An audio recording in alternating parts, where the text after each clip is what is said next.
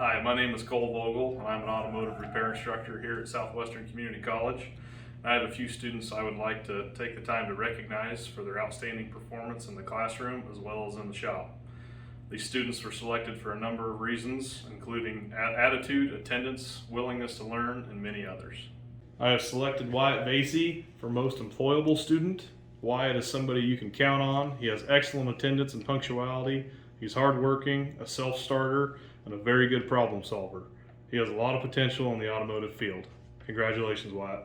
I have selected Ethan Blame for most improved student. His skills have grown tremendously in the time that he's been here. He is very eager and willing to learn, not afraid to jump into any project that's assigned to him, and is always looking to better himself. Congratulations, Ethan.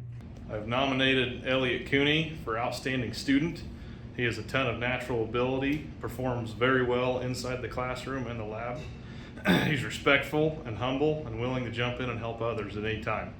Does an excellent job on anything that is assigned to him. Congratulations, Elliot.